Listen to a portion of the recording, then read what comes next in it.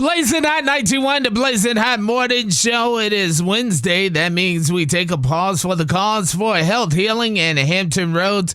And today I'd like to welcome somebody that is not a stranger to Blazing Hot 91 at all, has multiple sides of pretty much from Dark Knight Entertainment, and he's out right now with the Lost Summer Tour with Terrell Online, as well as he is the area director of the Virginia League of Conservation Voters.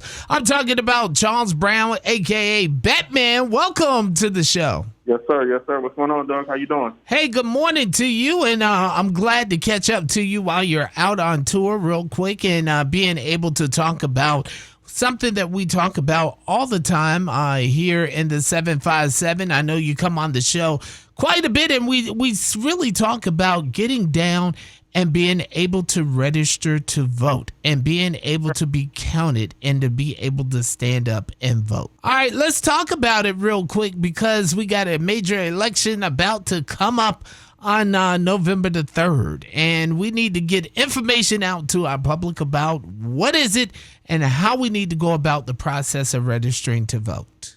Yeah, so, there's a few things, right? So I know there's a lot of talk, there's a lot of things going on. First, obviously, I think the latest that everybody's heard that amidst the changes, supposedly to the Postal Service, I don't think that they're going to do anything further, that all of that's supposed to be halted. That being said, I think the key is if you decide that you want to do mail-in ballot voting, to make sure that you request a ballot early and that you send it in early.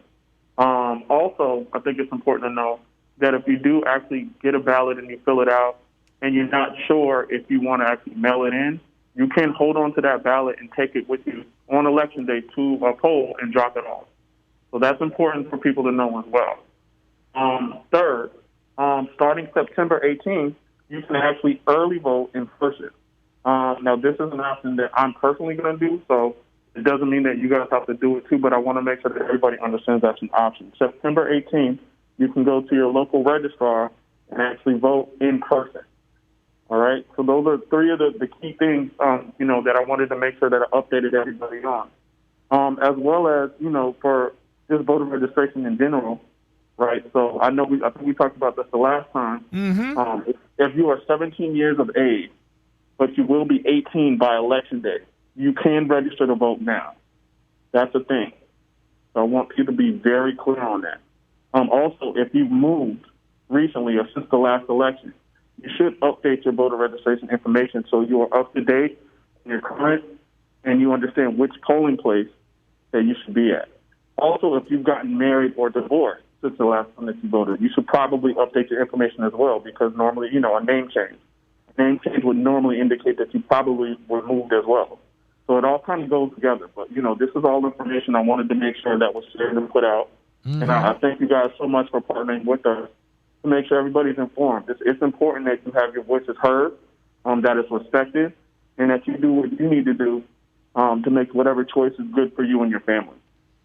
Let's talk about real quick. We were talking about this early voting and making sure we go out to the polls. But first of all, we're reaching a deadline now for registering to vote, correct? Yes, sir. The actual deadline for voter registration is October the 15th. Okay, so we're just a few days away from that. No. October 15th. October, so, okay. Like 5-6 weeks, something like that. But yeah, again, it's important to make sure, again, you get ready to start doing all of this stuff early. 45 days out is when you should be able to early vote as well as, request absentee ballots and all that kind of stuff. So this is the time. Make sure that you go on the Department of Elections website and that you research everything, that you need to know about, again, your polling location. Check your status as far as if your current information is up to date for voter registration. And if you need to register to vote, you can definitely go to bavote.org/2020, which will, again, take you to the portal to the Department of Elections. All right, let's talk about something that I always love to talk to you in reference to. Always love to be talking about voter, actually, if you're a felon and being able to get registered if you go through the process of getting your rights restored? Yeah, so yeah, that's another part of what we do. So there, depending on what the actual circumstances and all of that stuff are, once you are released from incarceration and you are off of unsupervised probation, you are allowed to get your rights restored. So that's something that we actually help with. But it is also something that if you go to the Department of Elections website, you can kind of check your status and see if you are eligible to have your rights restored. And I think that's something that there are people that we've helped restore their right to vote that are walking around not understanding that they may have been eligible for a little while and not known it. Like literally 2 weeks ago, I actually helped somebody register to vote. That had their rights restored by one of my staffers about a year or two ago, and it took him some time, but him just starting the process and really having the willingness to want to see if it was possible for him to get his rights restored made all the difference in the world. Because I know when he actually, registered to vote, I mean, he thanked me about 100 times. And that's the kind of stuff, that's the reason that we do this work. I mean, there are a lot of people who would die for the opportunity to, again, have their voices heard. So we need to not take this thing lightly. It's a right. You know what I'm saying? It's a right. No matter who you're voting for, it's a right. You know what I'm saying? And so when people say that your vote doesn't count, your vote doesn't matter, if that's the case, why are they raising all this money on both sides, right, to court you, to run all these ads and these billboards and why are both parties doing these conventions, all that kind of stuff? Your vote actually does matter. And even if you're not looking at the presidential election, on a local level, from your delegates to your city councilmen, to your mayors, to, all of that kind of stuff, your Commonwealth attorney, all of that kind of stuff is important. And they make decisions that affect you and your household. So I think it's very important that, even if you look at just your community to see how your tax dollars flow, that it's important that we all stay informed about who is actually in charge, who are our elected officials, and regardless of, who you vote for, whoever's elected, to make sure that you hold them accountable for helping to make your communities better, safer, healthier, all that kind of stuff. We hold that power, so it's important. Yes, indeed. Now, the last time I had a chance to talk to you before election, and we were not in COVID-19. How has COVID-19 changed this whole process? I know with your team, you had team members out at DMVs, you had team members registering people to vote at different locations. How has COVID-19 impacted what you do?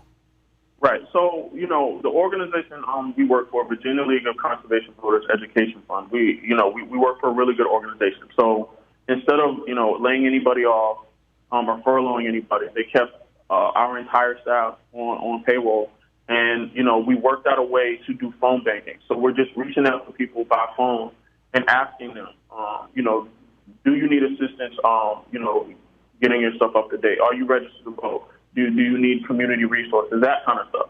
Just trying to do what we can in the community. That being said, because, the numbers are starting to look solid and trickling down a little bit, or trending down a little bit, I should say, we're actually beginning to allow staffers to go back in the field out in phases. So slowly but surely, we want to make sure that we're doing it safely, but we are starting to allow members to go back into the field and start registering to vote, again, with people who have the willingness to want to do so. So you'll definitely start seeing over the next couple of weeks us coming back out in the street to different events and things like that, registering people face-to-face again. They'll be masked up. They'll have gloves, they'll have hand sanitizer, all of that kind of stuff. But, we want to make sure that people still have the opportunity to do that. So as we get that information on different events in the community and places where you can find us, I'll definitely make sure I relay that information to you guys.